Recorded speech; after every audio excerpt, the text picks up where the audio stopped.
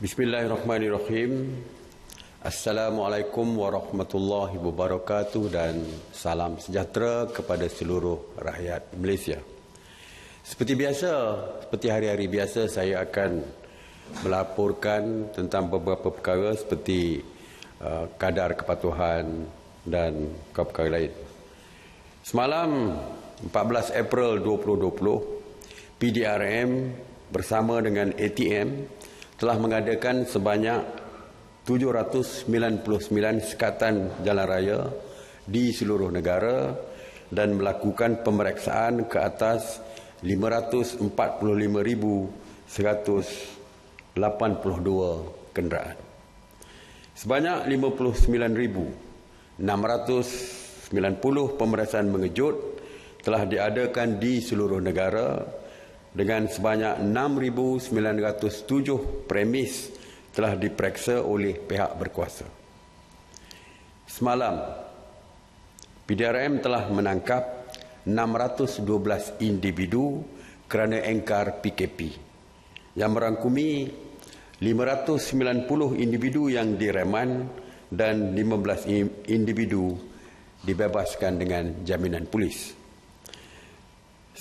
Seramai 337 individu telah dituduh di mahkamah di atas kesalahan mengingkari PKP dan yang berkaitan.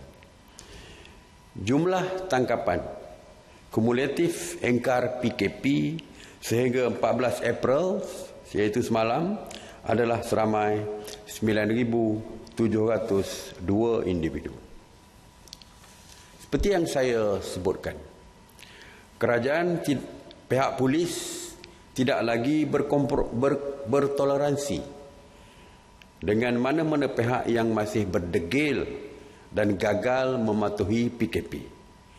Tindakan tegas terus diambil kepada sesiapa yang didapati tidak mematuhi arahan pihak berkuasa. Jadi kita sangat memerlukan kerjasama daripada rakyat. Sekarang timbul isunya oleh kerana terlalu ramai yang ditangkap, kita mengurangkan pemberian kompaun dan sebagainya. Bagaimana pula dengan apabila dibawa ke mahkamah, apabila dihukum penjara oleh mahkamah, maka timbul isu yang pernah dibangkitkan, iaitu mahkamah akan terlalu penjara akan terlalu sesak dan pastinya penjarakan sosial tidak dapat dilaksanakan. Oleh itu, mesyuarat semalam sebenarnya telah membuat keputusan, iaitu supaya Kementerian Dalam Negeri mewartakan 13 akademik penjara sebagai pusat tahanan yang baru untuk pesalah-pesalah yang engkar PKP dan yang berkaitan dengannya. Jadi, oleh kerana kita mempunyai 13 pusat akademi penjara yang akan kita tukarkan kepada penjara ataupun pusat tahanan kepada pesalah PKP, jadi kita boleh menyelesaikan isu yang berkaitan dengan penjarakan sosial dan sebagainya. Prosedur, walaupun di pusat akademi penjara sebagai pusat tahanan ini, peraturan dan undang-undangnya adalah sama saja dengan penjara biasa. Bukan bermakna bila masuk ke pusat penjara ni makanannya bermewah-mewah dan sebagainya. Tidak lagi. Tidak. Ianya tetap mengikut SOP penjara biasa. Penjara biasa. Jadi perkara yang lebih detail tentang perundangan dan sebagainya akan dibincangkan bersama oleh pihak PDRM, Peguam Negara dan juga Jabatan Penjara. Sanitasi awam masih kita teruskan seperti biasa. Selain daripada pemulihan oleh Kementerian Kesihatan, PKP dan juga tindakan polis untuk mencegah beredarnya rakyat selalu bebas, ya, dan tanpa sekatan dan sebagainya, kita menganggap sanitasi awam merupakan satu lagi kaedah yang dilakukan bagi mengurangkan penularan COVID-19 ini. Sebab itu kita memberi fokus kepada 3, iaitu Kementerian Kesihatan dari segi PDRM dan ATM, dari segi mengawal supaya tidak berlaku pergerakan yang bebas dan sebagainya, dan begitu juga dengan sanitasi awam supaya kita boleh mengurangkan penularan COVID ini. Jadi di bawah kesiliaan KPKT sejak 30 Mac sebanyak 1,871 operasi sanitasi awam dilaksanakan di 99 zon, termasuk di 26 zon merah. Antara kawasan yang disanitasi termasuklah bangunan kerajaan 763, tempat awam 816, pusat perniagaan dan 148 pasaraya. Semalam sebanyak 170 operasi sanitasi yang meliputi 75 zon di 13 negeri, termasuk 34 kawasan di Johor dan 22 di Pahang, yang mana sebanyak 99 bangunan kerajaan, 62 tempat awam, 80 pusat perniagaan dan 9 pasaraya telah disanitasi. Semalam juga sebanyak 17 kawasan guna sama, skim strata kos rendah dan sederhana rendah, zon merah di Selangor telah disanitasi, menjadikan jumlah keseluruhan 37 kawasan guna sama zon merah di Selangor telah selesai disanitasi. Mengenai pusat kuarantin, setakat semalam sebanyak 177 pusat kuarantin telah beroperasi, berbanding dengan 176 pada hari sebelumnya, yang mana 14,536 individu sedang menjalani proses kuarantin wajib. Semalam, seramai 157 rakyat Malaysia telah pulang ke tanah air dan dikuarantin secara wajib. Tuan-tuan dan puan-puan sekalian, seluruh rakyat Malaysia, hari ini bermulalah PKP ketiga. Maka seperti kita tahu, perintah dan sekatan ini akan berterusan selama 14 hari. Kerajaan amat berterima kasih kepada rakyat yang masih bersabar dan terus menyokong kerajaan di dalam kita meneruskan PKP ketiga ini, walaupun setelah sebulan berada dan terikat dengan PKP 1 dan 2. Saya mewakili kerajaan ingin mengucapkan setinggi-tinggi terima kasih kepada rakyat yang patuh kepada arahan PKP, dan kita mengharapkan supaya lebih kurang 3% yang masih belum patuh dan berdegil supaya patuh kepada arahan PKP ini. Kita juga ingin mengucapkan terima kasih yang tidak terhingga kepada petugas-petugas barisan hadapan ataupun frontliners yang terdiri daripada jururawat, doktor, kaki tangan hospital, PDRM, Angkatan Tentera Malaysia, APM, rela, petugas PBT, Jabatan Bomba dan Penyelamat, Jabatan Penjara,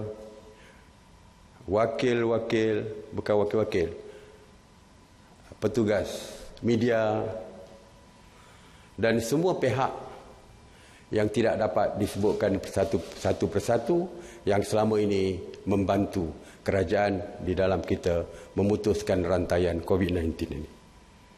Begitu juga dengan petugas-petugas di belakang tabir yang kita tidak sebutkan. Termasuklah pekerja-pekerja pembersihan misalnya. Tanpa mereka, kita boleh bayangkan bagaimana keadaan kita di sekeliling kita. Jadi mereka juga antara yang perlu kita berikan ucapan terima kasih dan lain-lain lagi yang tidak dapat saya sebutkan.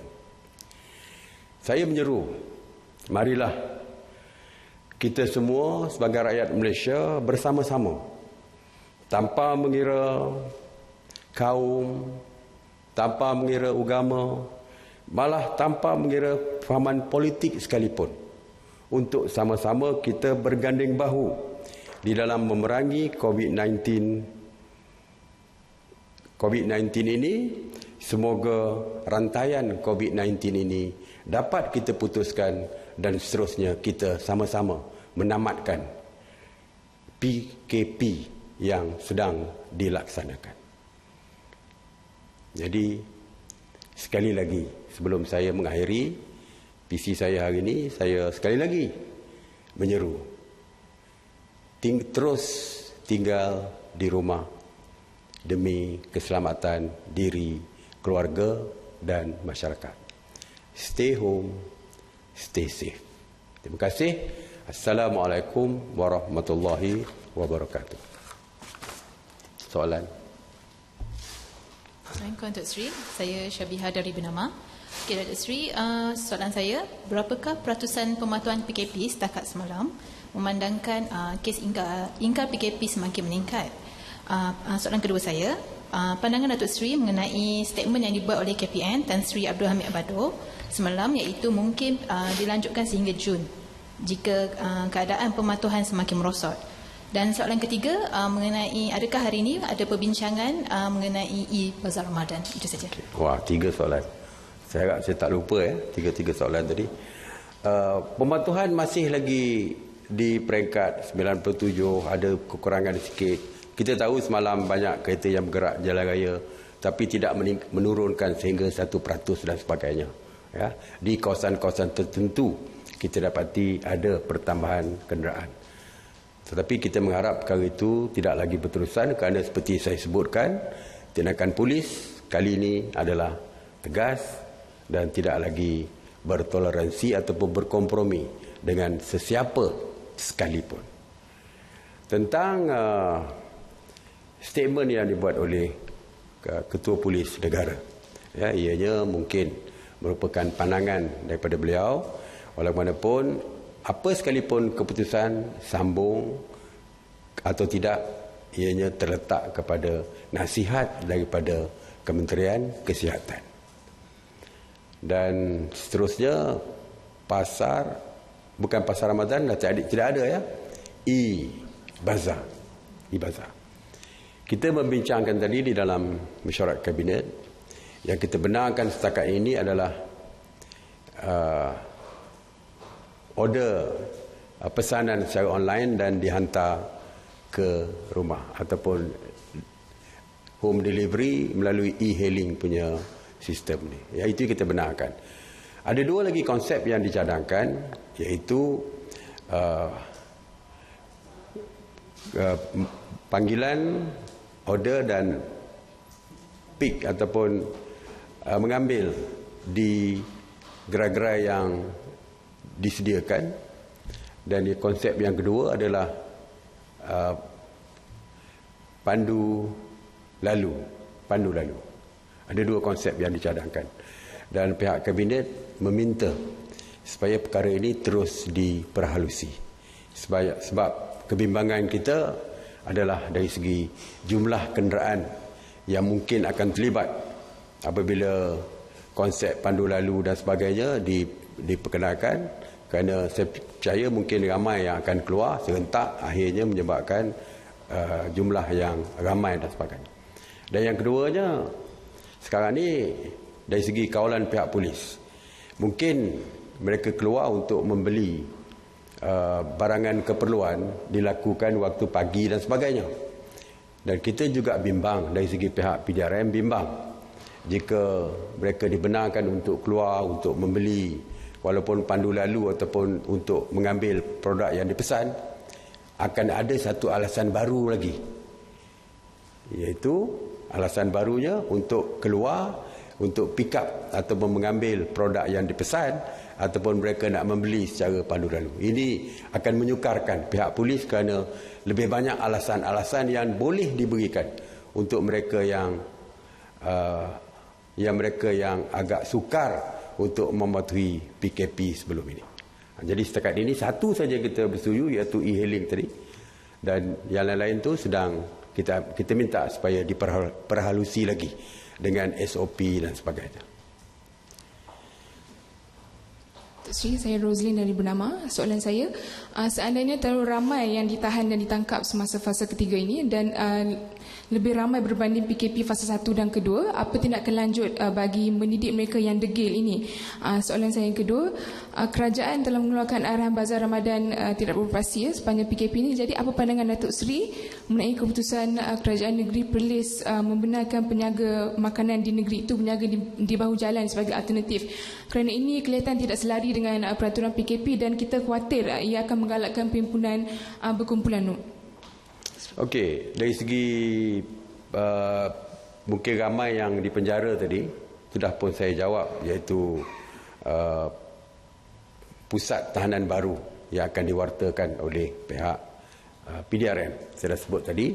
Dan dari segi tindakan, saya dah katakan tindakan yang keras dan tidak berkompromi akan terus dilaksanakan oleh polis.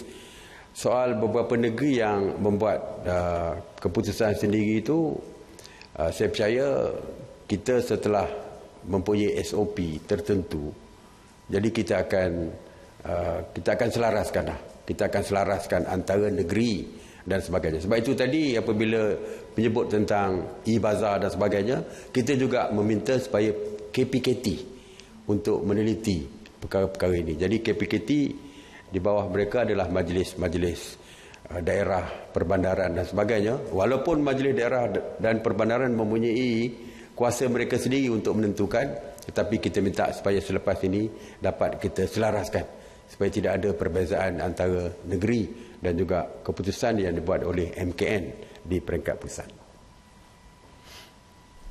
Okay, Datuk Seri, Azri daripada Bernama. Saya ada dua soalan. Soalan pertama ialah selepas kluster tabligh, iaitu kluster gereja di Sarawak adalah yang kedua terbesar tertinggi, iaitu 117 kes. So mengambil kira contact tracing yang telah dibuat di atas kluster tabligh, adakah yang sama untuk contact tracing akan dibuat kepada kluster gereja? Dan soalan kedua, adakah penerbangan domestik ketika ini dibenarkan beroperasi kerana ada laporan atau gambar ada flight yang dibenarkan untuk berlepas, dan kalau dibenarkan beroperasi, siapa yang boleh menaiki pesawat domestik tersebut? Okay, terima kasih. Okey, untuk pengesanan yang mempunyai kontak dengan mereka yang mempunyai positif COVID ini, caranya sama saja. Kementerian Kesihatan melaksanakan SOP yang sama seperti kluster-kluster yang lain, seperti kluster tabligh dan sebagainya. Tidak ada perbezaan. Melibatkan gereja ke kluster gereja ke kluster apa sekalipun, cara pengasanannya sama. Dari segi penerbangan, yang saya tahu adalah penerbangan ke Sabah dan Sarawak telah pun diluluskan oleh Kementerian MOT ataupun Kementerian Pengangkutan. Kementerian Pengangkutan. Ramai juga orang bertanya dan mempersoalkan perkara ini. Sebenarnya saya suka nak maklumkan bahawa yang pertama, mereka yang dikuarantin awal dulu telah mula bukan dibebaskan. Kalau dibebaskan macam ditahan, maknanya mula boleh mereka boleh keluarlah daripada pusat kuarantin tersebut. Ada di antara mereka adalah daripada Sabah dan Sarawak. Jadi kalau kita nak buka 1 Mei penerbangan ke Sarawak, maka mereka masih terus kena tinggal di dalam negara. Jadi sebab itulah kita minta MAS berpandangan, Kementerian Pengangkutan juga setelah berbincang dengan kita berpandangan bahawa perlu ada penerbangan pulang supaya mereka tidak perlu lagi dikuarantin kerana tamat 14 hari. Jadi mereka boleh pulang. Itu yang pertama. Yang keduanya, kita dah katakan bahawa mereka yang transit daripada luar negara mesti terus connecting flight untuk balik terus ke Sarawak atau Sabah dan dikuarantin di negeri masing-masing. Jadi ini juga untuk kita menyelesaikan isu penumpang-penumpang yang transit ini. Sebab kalau kita tidak benarkan, tidak ada penerbangan untuk mereka pulang sebelum 1 Mei, bermakna mereka perlu ada lagi selama 2 minggu lah untuk 1 Mei. 2 minggu untuk berada di sini. Jadi sedangkan kita dah kata kita benarkan mereka untuk balik ke sini. Kalau mereka ada masa 1 hari 2 hari sebelum penerbangan ke Sabah, kita sediakan pusat untuk mereka tinggal di dalam KLIA itu. Ya.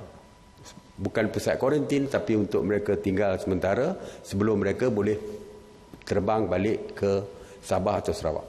Jadi sebab itulah kita terima kasih kepada pihak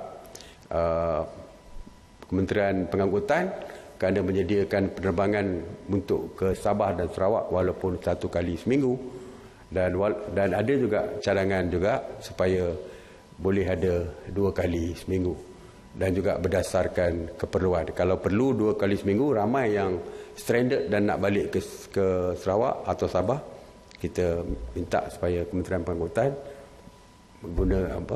membenarkan Malaysia Airlines untuk bawa mereka pulang ke Sabah dan Sarawak. Datuk Seri Kamal dari RTM. Baik, secara ringkasnya soalannya ialah berkaitan dengan begini Datuk Seri, ada pertanyaan daripada rakan-rakan ya, media khususnya yang pergi membuat liputan dan sebagainya, dan bila melalui sekatan jalan raya berlaku di mana ada pihak polis mengatakan bahawa surat rasmi yang kami bawa untuk buat liputan sebagainya tidak valid. Tidak valid, maksudnya tidak terpakai untuk buat liputan dan sebagainya. Maka beberapa rakan media terpaksa tersekat di sekatan jalan raya tersebut dan perlu memberikan alasan mengapa kami perlu berada di sesebuah buat liputan. Itu kata saya. InsyaAllah kita akan bantu media untuk menyelesaikan perkara seperti itu. Saya yakin majoriti sebahagian besar media tidak mempunyai masalah. Ya, saudara-saudara mungkin tidak ada masalah. Sebab itu boleh datang interview saya setiap hari ni. Tapi mungkin ada kes-kes tertentu. Jadi kita akan berbincang dengan pihak polis supaya kita boleh selesaikan perkara ini. Okey. Terima kasih. Assalamualaikum warahmatullahi wabarakatuh.